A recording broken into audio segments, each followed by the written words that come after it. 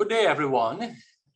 It is my pleasure to be asked to share some thoughts on the importance of judicial education training in building trust and confidence in Caribbean judiciaries. I want to begin by focusing on how we traditionally think and speak about a core value for judiciaries, which is the value of judicial independence. Judicial independence is a core constitutional value, and it is in fact fundamental to the rule of law in democratic societies.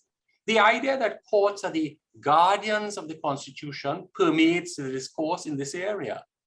And it points to the constitutional status, powers, and roles of courts in Caribbean constitutional states. What is less well known, discussed, or explored is the other side of the judicial independence coin, judicial responsibility. Independence demands responsibility and its correlations, accountability, and transparency. These are therefore also ethical imperatives that govern judicial behavior, both individual and institutional. Also less well appreciated in the makeup of the constitutional state, as we have in the Caribbean, is that judiciaries have no or very little power or control over historically authoritative resources and sources of power. For example, power and control over the state's treasury or its armed or police forces. The judiciary's powers of coercion, both soft and hard, are therefore similarly limited and constrained. And so you may be asking yourselves, well then, what are the sources of power and authority for judiciaries? The judiciary's real power and authority actually lie in public trust and confidence. I think this is worth reflecting on as it feeds directly in what I've been invited to speak to today, the importance of judicial education training in building trust and confidence in the judiciary. The imperative for judicial education arises, one may say, out of the constitutional requirement and the ethical demands of judicial responsibility. And also because judicial education is directly related to the cultivation and sustainability of public trust and confidence in the administration of justice. What does this mean? It means, therefore, that judicial education is not a luxury. Indeed, it is a necessity for a rule of law compliant judiciary. Public trust, in turn, supports and sustains societies based in law and strengthens law-abiding cultures, all enabling a greater likelihood of more peaceful and orderly communities. Judicial education thus has far-reaching and radiating impacts directly linked to societal trust. With these overarching perspectives in mind, let us now turn to judicial education itself and consider its importance as an instrument for building public trust and confidence in the judiciary. I want to submit to all that when realized and sustained over time, judicial education can create and sustain cultures of peace. I think in the Caribbean, this is very important. There are, however, two phases of judicial education, what one may call an inward-looking phase and what one may call an outward-looking phase. A little bit about these. The inward-looking phase is concerned with building judicial skills and competencies within the judiciary, among judicial officers, and support staff. Traditionally, judicial education focuses on 6 core areas: substantive law, legal skills, judicial ethics, judicial skills, social context and awareness, and personal welfare. There is, however, another framework for judicial education. And this framework divides the content areas of judicial education into the following 4 categories: independence, impartiality, and integrity, competency, efficiency, and effectiveness. It is this latter model that includes institutional training and educational initiatives, as well as will become apparent and important for this consideration today. It includes the category of effectiveness, which encompasses attracting the trust and confidence of communities. Well, this segues very neatly into the outward-looking face of judicial education. The outward-looking face arises out of judicial responsibility, and I've spoken a little bit about that already, about the judicial responsibility as an arm of government in the context of the constitutional framework of the separation of powers. This involves, therefore, the exercise of a certain degree of governance about matters that impact the sectors over which judiciaries have jurisdiction. It is concerned with engaging external stakeholders and publics.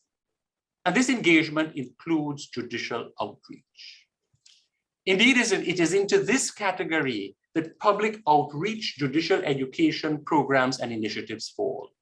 Programs which the JURIST project, designing and implementing public education and engagement campaign training, are aimed to enable, encourage, and support. This PEEC training initiative is particularly commendable and important because its specific objective is to build and strengthen public support for and confidence in the judiciary. Why do I say it is commendable and important? Well, allow me to share an experience with you. When I was at the Judiciary of Trinidad and Tobago, and at the time the chairperson of the Judicial Education Institute of Trinidad and Tobago, we launched a public outreach program in 2018 to 2019. It involved taking judicial officers into communities to chat about areas of law and procedure that the communities were interested in. It had never been done before, and there was a fair amount of institutional hesitancy. Why? Because we were targeting so-called community hotspots for our interventions. I was quite determined about it, and we executed the initiative based on what we call a town hall model. What was this model like? Organization was done in collaboration with local community groups. Judicial officers dressed informally, not quite like me today with a jacket and a tie, though some did wear jackets.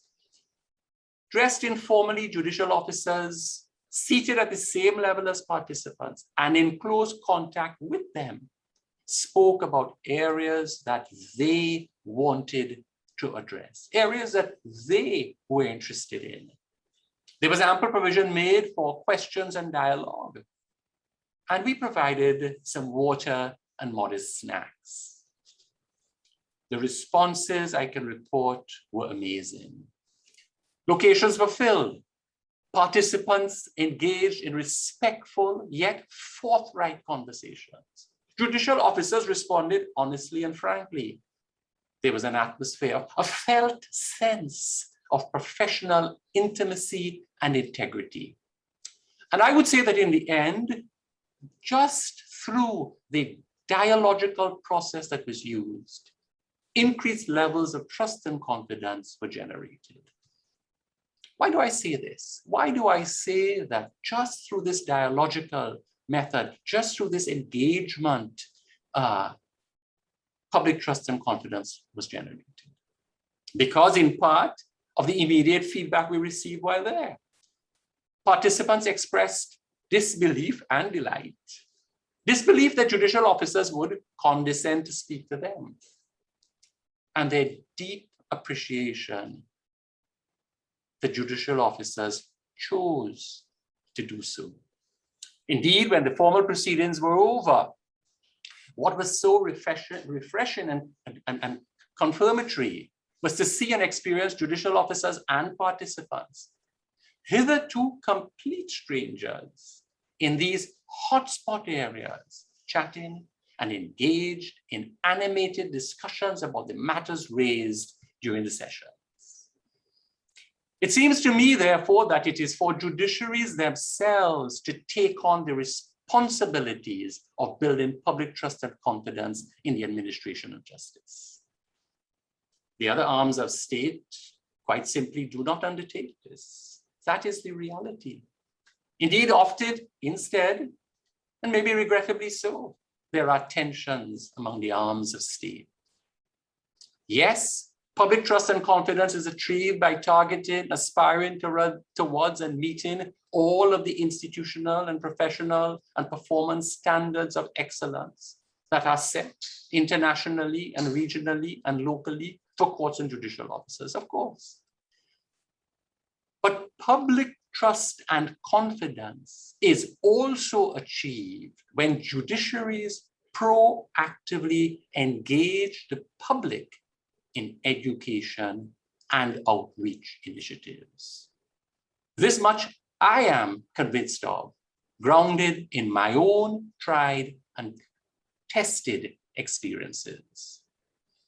And so, what I want to say today is that I commend the JURIST project for the vision to provide specific training for regional judiciaries in designing and implementing public education and engagement campaign training.